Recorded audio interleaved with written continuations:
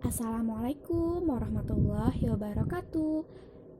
Halo, perkenalkan saya Aprilia Maulinisa dari kelas 10 MIPA 5.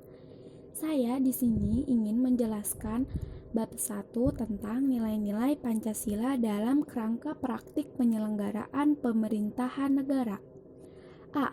Sistem pembagian kekuasaan negara Republik Indonesia. 1. Macam-macam kekuasaan negara. Menurut John Locke, kekuasaan negara dapat dibagi menjadi 3 kekuasaan. Apa aja sih?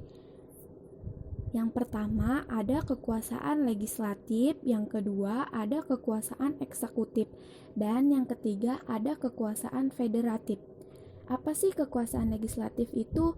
Kekuasaan legislatif yaitu kekuasaan yang membuat atau membentuk undang-undang.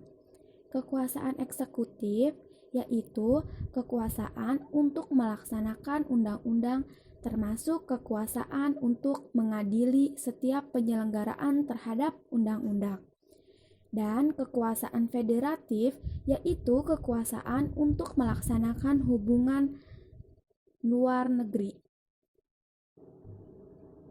Sedangkan menurut Mostikwe, kekuasaan negara dibagi menjadi 3, kekuasaan legislatif, kekuasaan eksekutif, dan kekuasaan yudikatif.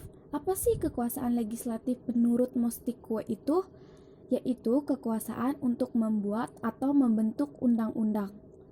Kekuasaan eksekutif yaitu kekuasaan untuk melaksanakan undang-undang, dan kekuasaan yudikatif yaitu kekuasaan untuk mempertahankan undang-undang, termasuk kekuasaan untuk mengadili setiap penyelenggaraan terhadap undang-undang. Dan yang kedua ada konsep pembagian kekuasaan di Indonesia. Menurut Undang-Undang Negara Republik Indonesia tahun 1945, penerapan pembagian kekuasaan Indonesia terdiri atas 2 bagian, yaitu pembagian kekuasaan secara horizontal dan pembagian kekuasaan secara vertikal. A. Pembagian secara horizontal. Yang pertama, kekuasaan konstitutif, yaitu kekuasaan untuk mengubah dan menetapkan undang-undang dasar. Kekuasaan ini dijalankan oleh Majelis Permusyawaratan Rakyat sebagaimana ditegaskan dalam pasal 3 ayat 1 Undang-Undang Dasar Negara Republik Indonesia tahun 1945. Yang kedua, kekuasaan eksekutif. Apa sih kekuasaan eksekutif? Yaitu kekuasaan untuk menjalankan undang-undang dan menyelenggarakan pemerintahan negara Indonesia. Kekuasaan ini dipegang oleh Presiden, bagaimana ditegaskan dalam pasal 4 ayat 1 Undang-Undang Dasar Negara Republik Indonesia tahun 1945. Yang ketiga, kekuasaan legislatif, yaitu kekuasaan untuk membentuk undang-undang. Kekuasaan ini dipegang oleh Dewan Perwakilan Rakyat sebagaimana ditegaskan dalam pasal 20 ayat 1 Undang-Undang Dasar Negara Republik Indonesia tahun 1945. Kekuasaan yudikatif yaitu atau disebut dengan kekuasaan kehakiman, yaitu kekuasaan untuk menyelenggarakan peradilan guna menegakkan hukum dan keadilan.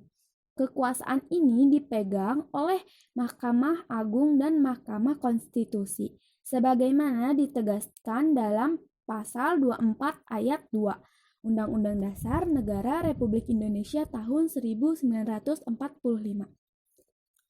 Dan yang terakhir ada kekuasaan eksaminatif atau inspektif, yaitu kekuasaan untuk yang berhubungan dengan penyelenggaraan pemerintah atas pengelolaan dan tanggung jawab tentang keuangan negara.